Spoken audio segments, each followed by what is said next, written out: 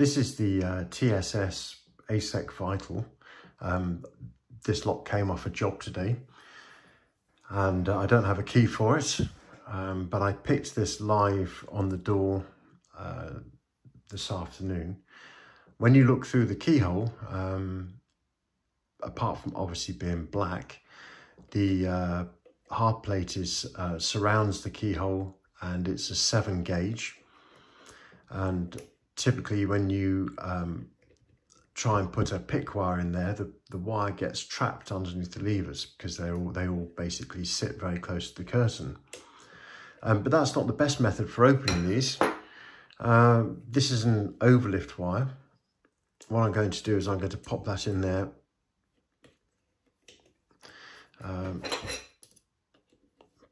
Put the tension tool back in, and then I'm going to not apply any tension. I'm just going to lift the entire lever pack, and there we go. It's overlifted open without me really even trying too hard there.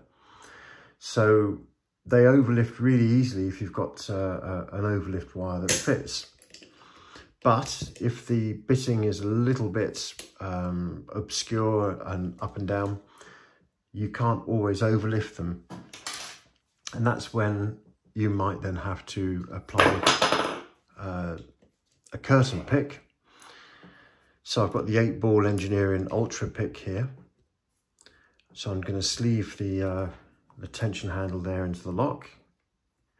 And the first thing that you will notice is I can move my pick wire in and out, but the moment I apply any sort of turning force to the curtain, it's jammed solid.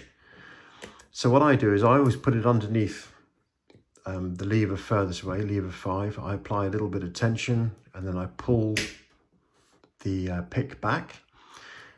Obviously, for the wire to pass underneath all of those, it's had to lift them up, so that's going to help a little bit. And then I make my way back, just corkscrewing underneath those levers, making sure that I don't lift them too high. And by corkscrewing backwards and forwards, what I've done is given myself better access now to all of those levers for picking. And then pretty much it's a case then of looking for levers that are binding. So 5 isn't really binding. Let's see if we can get underneath 4. Just get a little corkscrew. I'm maintaining the tension or pressure on this handle, just to keep the levers that have already been lifted up in place. Okay, so there we go. Let's lift. That's 5. In fact, I do believe the lock has just dropped straight into anti-pick. So it didn't take long. Let's have a little play. 5 is tapping, 4 is tapping, 3 is solid, 2 is solid, and I've just tapped 1 and it's gone even further into an anti-pick. So let's just have a listen.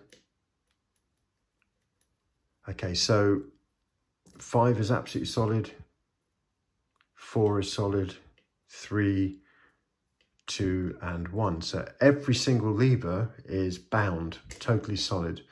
And if I look at the angle of the puck here, you can see that they haven't really been lifted very high at all. So so what that's telling me is that every single lever inside this lock is a high lift lever. So they all need to be rotated much further than what looks to me to be about 10 o'clock on the puck there. They probably need to be lifted up to about 11 o'clock. So rather than try and pick out of anti-pick now, I'm going to actually let the lever pack drop.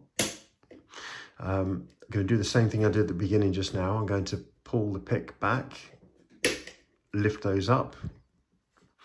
Let's go back through. So now I know, having every single lever going into anti-pick, that I now need to lift them not there, which is the anti-pick notch, but I need to lift it beyond. So I need to lift it to what is effectively 11 o'clock. So lever 5 is completely loose. Let's go to lever 4. Lever 4 is binding. It's also not allowing the pick wire to go underneath. There we go. So I'm going to lift that up to, again, to an 11 o'clock position. Let's go to 3. So that's gone up to 11 o'clock and it's actually tapping, which is good. 2 and 1. Let's go to 1. 1's gone all the way straight up to 11 o'clock. Just corkscrew underneath to get to lever 2.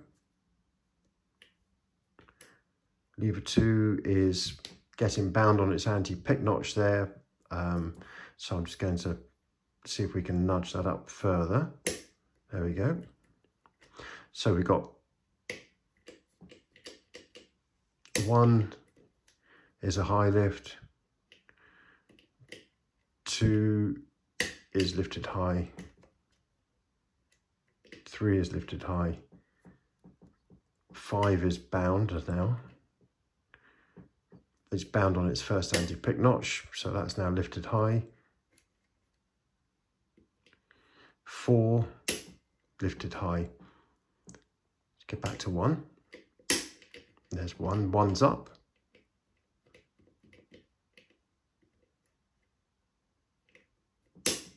2's up. 3 is solid. 3's up. 5's up. And 4's up. So now they're all up around about 11 o'clock. I'm just going to go through and just gently nudge them all into the gates. So that's dropped down actually. Lever 5 has dropped down. 3 is too high. You can see that 3 is gone beyond 11 o'clock. So let's just nudge that back down into its gates. Just relaxing, just feathering the tension on this handle. And there we go. So that was quite a simple process. First of all, you have to give yourself access under the levers by moving backwards and forwards.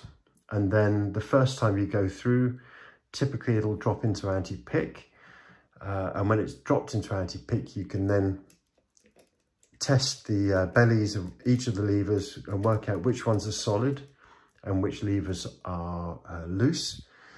The ones that are loose will be probably going to be low lift levers, and the ones that are tight will be in their anti-pick notch and need to be lifted out of it. In other words, lifted high. So you can generally work it out, but if you pay attention to the angle of the puck, if it's at 9 o'clock or 10 o'clock, should I say, or even if it's 11 o'clock, is a dead giveaway as to what you've got inside your lock. It can be a frustrating lock because when it drops into anti-pick, you can pick out of the anti-pick. It's a V-notch and it is quite forgiving, but you need to have good control over the tension and you need to have a good technique with the wire to be able to just tap the levers and lift them out of their anti-pick and up higher. If you tend not to have that good control, then what can happen is as you lift one out, all of the others will drop back down again. And then you'll find yourself unable to navigate your way backwards and forwards because all the levers have dropped back down onto the curtain. And that can make it a really frustrating lock to pick. But just stick at it, just modulate or feather the tension on and off, depending on what you're actually feeling inside the lock. And they do pick out of anti-pick. They are a lock that's known for doing that. And there you are. So that's how I got this one open on a door earlier today. And I'm hoping that's going to be of some use to you. Cheers then. Bye for now.